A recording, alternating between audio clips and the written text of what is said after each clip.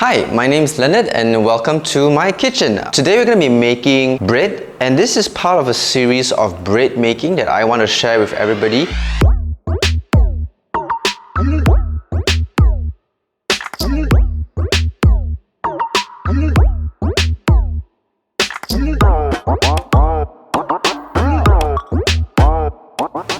So I've been baking bread for a good part of my life since I was a kid, and there's been a lot of mistakes I've experienced through trial and error, and I'd like to share them with you through this series. So if you're someone who has never baked bread before and want to get into bread baking, this series is made for people like you. From basic white loaves all the way to sourdough baking, follow on this series and I assure you at the end of it, you will be able to bake some pretty decent loaves.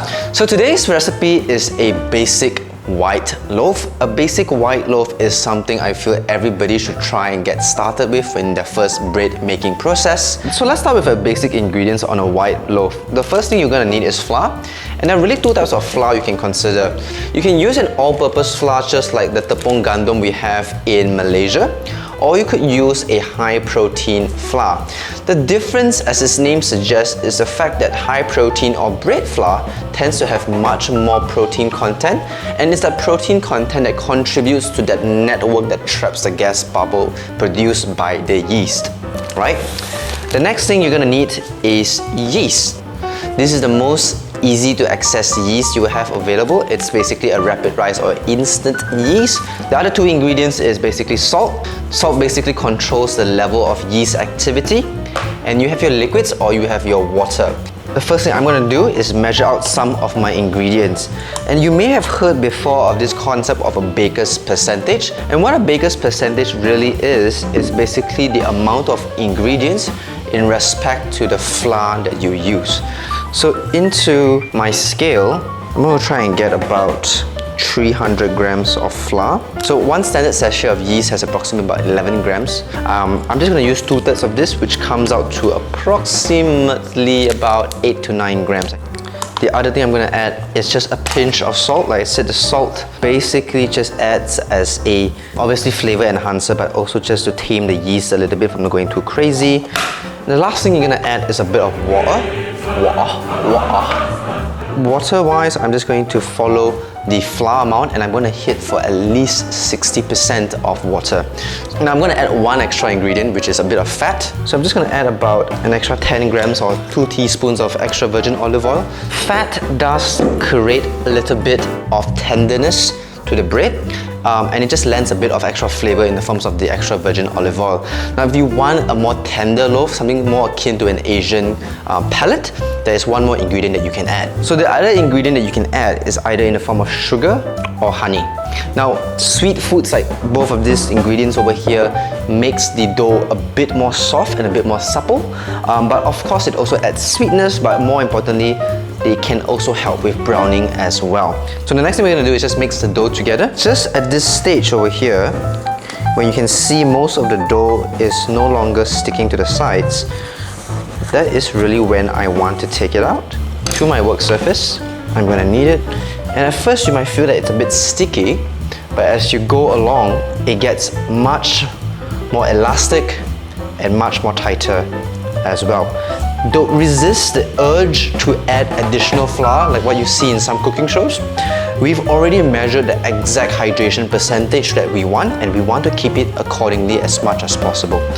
So what you need to do is have a bit of confidence, use your body weight and push down and just knead away. 1 eternity later. Right. So we've been kneading this dough off camera for about a good 10 minutes. You can again throw the dough, you can knead the dough, it doesn't really matter. The point is to get that gluten structure up. And you can check it by doing the window pane test. Just pinch it and just stretch it and see if light can go through without it tearing too much. Once you have this nice suppleness where the dough feels smooth and elastic and it's not really sticking to your hands, that's really where you can kind of like put it onto the table and just roughly shape it into a little ball. Into a bowl, you do not need to grease this. You can just put it in and cover with a bit of cling film and let that bulk ferment. The longer you ferment, the better the flavor will generally be. It's, by the way, the same reason why sourdough tastes so much better. But now I'm using a rapid rise recipe version where I use about 8 grams of yeast. If, in all honesty, if I was to bake this on a daily affair, I would put half the amount of yeast I've added and cover this and put it into the fridge overnight for bulk fermentation. And what that creates is a longer fermentation window period where the yeast is slowly metabolizing and farting away, creating a lot, and I mean a lot, of nice yeasty flavors. Alright, so it's been more than an hour since we left our bread in the bulk fermentation stage. I'm going to lift off the plastic. You can see how beautiful the chains of gluten has formed. Now the thing that we're going to do, which is a bit counterintuitive, is right now there's a lot of gas produced by the commercial yeast, and we're going to knock it down to distribute the air bubble as much as we can. I'm just going to shape it very quickly into a basic square, just like this, or rectangle. It doesn't really matter too much. From the tops, pull and fold downwards, fingers, tap and seam it up from the left to the right. So over here, I'm going to pull and I'm going to go to this side, tap, tap, tap, tap, tap, tap, tap, tap, tap, from the right side to the side, tap, tap, tap, tap, tap, and fold the seams from the back, like that, and fold it towards itself. Now, at this stage, you can just get this ready to proof and then bake. Personally, I like to tighten the skin a bit more, and that will create a much better lift at the end of the day. You can use your hands, and with the pinkies that we did early on, you can tighten the seams as you go, just like this. Now, at this stage, you need to let it proof and rise. You can use any bowl you want. You can get a small banneton or bread basket just like this, but it's a bit too big for this kind of loaf. You can use a strainer like this, put the linen into the strainer and pop the dough inside, or you can use a piece of linen, fold up a shape. So the last thing I'm just going to do is, with the piece of plastic we have from earlier, I'm just going to fold it invertly and just cover it also gently, and not to let it dry. If you are scared that it would stick, just get a bit of flour, just dust it just a little bit, just like that. And we're going to let that proof for 30 minutes or so. And in the meantime, let's talk about cooking vessels of choice. Right, the first thing you will need is some non-stick parchment. Get those that says non-stick or silicone coated. The other thing to consider is the vessel of how you cook said bread. And let me show you what you have. Now, for home cooking, you may be very much inclined to use a sheet pan just like this. Now, it works okay, but bear in mind, because it's thin, it conducts heat really fast, but it doesn't hold a lot of heat. So the bottom of the bread may not get enough heat for that rise. You could use a stainless steel pan that is oven safe just like this, which is something I personally started out with. Not the best option, but it's pretty much good to get started on. Now, the best thing you can do is to either use a baking stone or a baking steel. But for most beginners to start baking bread at home, getting a baking steel or baking stone might not be the best idea to start, but getting a cast iron pan like this is. Cast iron is thick and it holds on to a lot of heat, which gives a lot of nice oven spring for the bread to rise later in the oven. Now, the other thing that we need to talk about is your oven temperature. Now, at this stage, while it is proofing, you can get your oven preheated. You want to set your oven to approximately, for a white loaf like this, anywhere between 180 degrees to 220 degrees Celsius. The one other thing that you can also do is to pop a tray in the bottom of the oven, which then you can later pour in some hot water to generate some steam. Now, some ovens have a steam function like mine, but if you don't have that, adding that tray of water that generates a lot of steam creates an environment for the bread to really rise very rapidly in the first 5 to 10 minutes of baking itself. So I'm gonna get my pan preheated first. So I'm gonna get this into the oven, ready for the bread. Hey, Editor Brendan here, and if you might have noticed, there is no audio in this clip, and well, that's because I forgot to turn on the mic.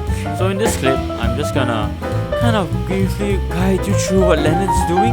So what you have to do is actually to carefully take out the dough that you prepared and put it onto a parchment paper before placing it back into a cast iron pan.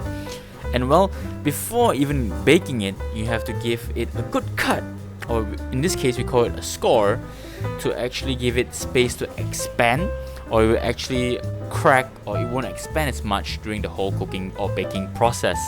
And that's just mostly it. Did I say it correctly, Leonard? Okay, so we've been baking the bread for about 20 minutes now, and we're gonna show you how exactly do you know when the bread is done. Now, there are a few ways, but the most accurate way is actually a thermometer. And your bread is generally done when the internal temperature of the bread reaches approximately 90 degrees Celsius and above. Now, bread is done, it's beautifully risen, and you'll be very tempted to cut into it straight away, and I caution you not to do that. You need the bread to rest and relax first before cutting it, or you may risk cutting into a very gummy loaf. So have a bit of patience if you can. For this kind of loaf, wait for at least an hour. Personally, I don't cut my loaves until there's been at least 3 hours of resting time. One eternity later.